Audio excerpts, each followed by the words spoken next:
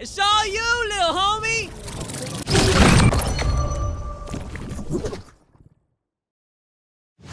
สวัสดีครับผมจิตบอยจากทีมพาลอนนะครับก็จะมาแชร์ทริคเล็กๆน้อยๆของไซเฟอร์ในการเล่นด่านสปิดฮะก็ไปดูกันดีกว่า And he Iron Man his way into a victory. Maybe. He does get a couple of kills. Probably making Jet Boy's job maybe a tad bit better as a lot of the players are tagged. Nice. Down to 5 bullets. Repositions. He's down to 2. Oh my god, he gets back into cover as well. He has to do now. It's just fine where Mako is. เรามาเริ่มจากด่านกันก่อนแล้วกันนะกัน B แล้วกันเซตอัพ B ที่ผมใช้ประจำก็ถ้าตั้งแต่เริ่มเฟสมาก็ผมก็จะวันเวก่อนเลยก็เล็งไปที่ตรงนี้นะครับก็แล้วก็เล็งประมาณแถวนี้แล้วก็วันเวลูกนี้เอ้ยหรือจริงๆขยับมาหน่อยก็ได้ผมก็จำไม่ค่อยได้ผมนี่ประมาณนี้ให้มันอยู่กลางๆนะครับวันเวลูกแรกแล้วก็แท็บจริงๆแท็บก็สามารถเอาไปใช้ได้ที่อื่นไม่จำเป็นต้องแบบแท็บ2 อันในไซส์ก็ได้ครับแต่ถ้าเราอยากเอาแข่งไซส์1ไปเลยก็แนะนำให้ติด2แท็บนะครับตรง A หรือตรงมิดจะได้ไม่ต้องระแวงตรง B นะฮะแท็บ B เมนโดนทั้งหมดนี้แล้วก็มีแท็บตรง B ที่เดินเข้ามายัดเราอีกหนึ่งแล้วก็มีเคสเวลาคนเดินมาโดนเราก็ได้ยิงฟรีนะฮะแล้วก็แคมลืมแคมเลยแคมปกติก็จะติดตรงนี้นะเป็นแคมวันเว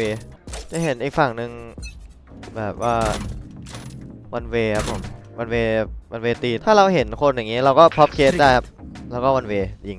เมื่อเราเล่น default ปุ๊บเจอคนพับเคสยิงโดยรวมก็ประมาณนี้ครับมีแคมดูเมลวันเวโดยรวมก็ครบครับผมถ้ามาเริ่มเราผมว่าจะติดกล้องแถวนี้เห็นดำๆนี่ไหมก็กล้องนี้เลยเห็นวันเวเหมือนเดิมครับแท็บ A ก็มีหลายมุมให้แท็บอยู่นะแนะนำถ้าอีกทีมนึงไม่มีเลสก็ให้เป็นแท็บนี้แล้วกันครับเพราะว่าอีกทีมนึงจะพังไม่ได้ครับผม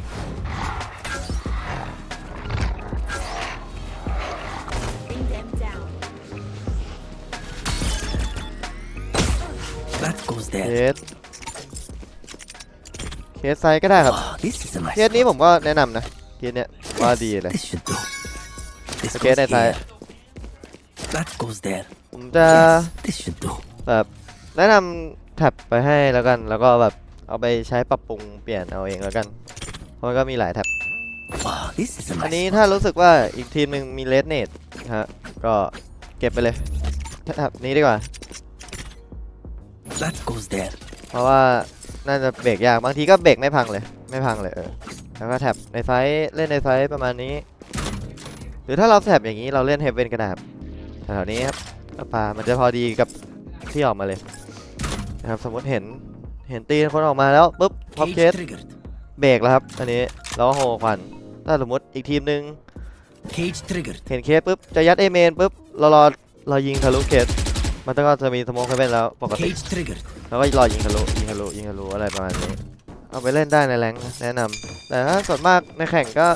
เขาไม่ค่อยรัดไซเฟอร์กันอยู่แล้วในกรณีที่อีกทีมหนึ่งไม่ค่อยรัดผมแนะนำว่าเป็นแท็บหาข่าวเลยแท็บตรงนี้ก็ได้แท็บลบอะไรอย่างเงี้ยรู้สึกว่าอีกทีมหนึ่งไม่รัดเอาเป็นแท็บลบด้วยว่าอีกทีมหนึ่งยังไม่เข้าลบอะไรประมาณนี้เราได้ข่าวสูงนะครับมีแคมดูมีข่าวตรงลบอะไรอีกไซเฟอร์มันเล่นได้หลายแบบครับโดยรวมก็ไม่น่ามีอะไรมากต้องอ่านเกมว่าอีกฝั่งมีสกิลอะไรแล้วเราจะเคาน์เตอร์อีกทีมยังไงครับถ้าเรารู้ว่ามันมีเนตแล้วก็ขยับแท็บมาให้มันไม่โดนเนตแท็บเราจะได้ใช้แล้วก็ไม่เสียฟรีนั่นเองหรือถ้าเราเล่นเซทีเราติดตรงนี้หรืออะไรก็ได้ครับที่เราได้ยิงฟรีเน้นให้ตัวเราได้เปรียบดีกว่าแล้วก็มีวันเวียนหนึ่งนะนี่ก็ได้ครับวันเวเล็งตรงนี้ในไซด์ออฟเคสวันเวหน้า A อย่างนี้ก็ได้ผมว่าวันเวไซเฟอร์มันโกงนะสามารถเอาไปปรับปรุงปรับแต่งการใช้ของตัวเองก็ได้ครับไม่จำเป็นต้องใช้เซตอัพผมทั้งหมดก็ได้ส่วนมากมิดเราก็ ไม่ได้เป็นคนเล่นมิดอยู่แล้วเพราะเราไซเฟอร์เนาะเราไม่ต้องไประวังมิดหรอกให้เพื่อนที่แบบมีสกิลอะไรไปใช้ดีกว่า Wipe the prints from your Cypher A นะครับ Just ที่แคมป์ปกติก็จะมีตรงนี้ this goes here. แคมป์ตรงนี้สามารถเห็น A เมนครับได้ข่าว A เมนว่า Here. ใครโยกหรือมีคนมายิงกล้องว่ามีใครอยู่ที่ A บ้างอะไรประมาณนี้เราสามารถได้ข่าวแล้วก็เคสปิดข่าวนะครับก็เล็งประมาณนี้จัมโทเล็งตรงนี้ฮะแล้วก็จัมโทอีกฝั่งก็ที่เดิมเลยแล้วก็เล็งตรงนี้จัมโทถ้าเราอยากไปตัดหรืออะไรคืออยากขึ้นเฮเว่นหรืออะไรประมาณนี้เราก็พับเคสแล้วก็เดินเฮเว่นผมแนะนำว่าให้แบบเปิดแค่เคสเดียวดีกว่าครับเพื่อจะเดินหรืออะไรอย่างนี้หรือถ้าเราอยากวัดเอเมนหรืออะไรอย่างนี้เราพับเคสเอเมนเอแรมนะเพื่อปิดข่าวเอแรมแล้วเราก็หายิงอะไรประมาณนี้เรายิงได้เรากลับ Cage trigger. พับเคสเอเมนกลับหรือเราอยากไปต่อก็เดินได้ยิงข่าวอีกทีมมีกล้องถ้ามุดรู้ว่าไซเฟอร์มีกล้องเราก็ยิงกล้องสามารถสร้างความปั่นป่วนให้ได้เยอะอยู่ผมรู้สึกว่าไซเฟอร์ด่านนี้ก็โกงเลยมีหลายแบบให้เล่นครับไม่จำเป็นต้องกล้องนี้ก็ได้นะมีอีกหลายกล้องเลยเราสามารถปรับเปลี่ยนกันได้เราไม่จำเป็นต้องแบบทีเรากล้องตรงนี้ก็ได้หรือถ้าอีกทีมรู้ว่าเราเล่นแบบเดินขึ้นมาเอเมนบ่อยแล้วอะไรอย่างนี้เราสามารถพับเคสเพื่อหลอกอีกฝั่งหนึ่งก็ได้ครับสมมุติว่ารอบที่แล้วเราขึ้นไปเอแรมไปยิงใช่ไหมเราสามารถพับเคส Cage trigger. เพื่อหลอกอีกทีนึงได้แล้วก็ไปรวมกับเพื่อนอะไรก็ได้กล้องตีเอในตรงนี้กระโดดทำโถเห็นเอแรมครับผมตัวปาดแถวๆนี้แล้วก็นู่นเฮเว่นกล้องนี้ก็โกงได้เมียนปาดด้วยเราสามารถกล้องจังหวะ2ก็ได้นี่กล้องแถวๆไหนก็ได้หาข่าวสร้างความปั่นป่วนให้เพื่อนจังหวะที่เพื่อนทำหรือเราจะเดินไปตัดอะไรก็ได้แต่ถ้าผมแนะนำนะถ้าเรามีอันติผมว่าควรรีบใช้เลยเพราะว่าอันติไซเฟอร์แบบถ้าเรารู้ตำแหน่งอีกฝั่งหนึ่งอะถ้าการันตีวินเรานั้นได้เลยถ้าแบบ Cage เรา trigger. อันติไซเฟอร์ไปสมมุติเราตัด1อันติให้เพื่อน A corpse. A มี3ตัว B มีตัวเดียวเพื่อนตี B แตกจบสำหรับใครที่เล่นไซเฟอร์แล้วก็ไม่ค่อยกดอันติก็รู้สึกว่าถ้าเรามีอันติอะไรเงี้ยก็รีบใช้ดีกว่าเพราะอันติมันก็โกงเลยหรือเราไม่จำเป็นต้องเคส2อันก็ได้นะเคสอันเดียวก็ได้แล้วเราก็เก็บเคสไปเล่นเดียวA ก็ไม่น่ามีอะไรมากตีมิดเหรอ ตีมิดไซเฟอร์ด่านนี้มันไม่ค่อยมีตรงมิดนะแต่ถ้า B ผมไม่ค่อยมีเซตอัพเท่าไหร่เพราะผมไม่ค่อยเล่น B เท่าไหร่แต่ถ้าเราเล่นเราก็กล้องฝากเอาไว้ก็ได้แบบกล้องทิ้งเอาไว้หาข่าวได้ยินเสียงตัวไหนโยกอะไรมานี้เราก็บอกเพื่อนอะไร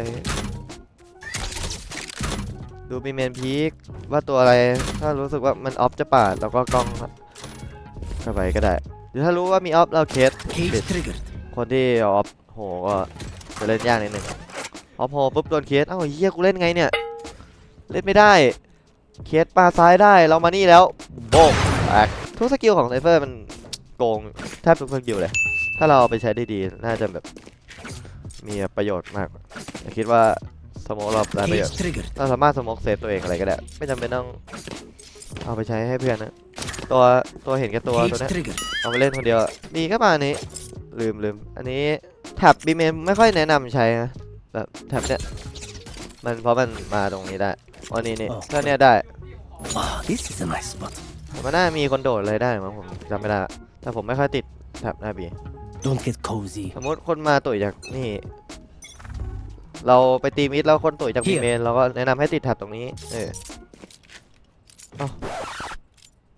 ยกเลิกครับผมจริงด้วยยกเลิกนะแท็บนี้ไม่ต้องติด แท็บนี้ไม่ต้องติดแท็บ B ไม่ต้องติดแต่ถ้าถ้าเราตี B แล้วเรากลัวหลังเราก็ติดแท็บไปเลยติดแท็บตรงนี้ก็ได้ขอเทคก่อนอาจจะมีแก๊ปนิดหน่อยก็ไปปรับปรุงเอานี่ตรงนี้ก็ได้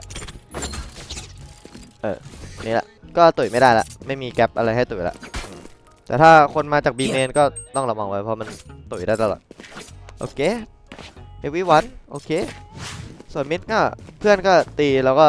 Here. โฮ B โฮ A แล้วแต่เราจะเล่นครับแต่แนะนำว่าไซเฟอร์หนังนี้แนะนำเป็น default ต้อง A ดีกว่านะเล่น default ต้อง A แบบที่ผมพูดไปว่าเราควรทำยังไงถ้าเรามีอันติแล้วก็เล่นกับเพื่อนก็ได้ครับเพื่อนยิงตายเราอันติจบโดยรวมไซเฟอร์ด่านนี้ ก็ไม่ได้เล่นยากมากเอาไปปรับใช้กันได้ครับผมก็จบไปแล้วนะครับสำหรับเซตอัพไซเฟอร์ของผมนะครับเป็นเซตอัพเบสิกที่สามารถเอาไปเล่นในแรงค์ได้นะครับก็หวังว่าจะไม่โดนด่าหลังจากเล่นไซเฟอร์ในแรงค์หลังจากนี้นะครับก็ใครที่มีทริคดีๆก็สามารถเอามาพิมพ์ในคอมเมนต์หรือใครที่เอามาใช้ในแรงค์แล้วเวิร์กก็สามารถพิมพ์มาบอกในคอมเมนต์อะไรก็ได้ครับครับผมก็สำหรับใครที่ชอบคอนเทนต์นี้ก็ฝากกดติดตามแล้วกดไลค์กด Subscribe ช่อง Talon Valorant ด้วยนะครับไว้เจอกันใหม่คลิปหน้าครับผมบ๊ายบายครับ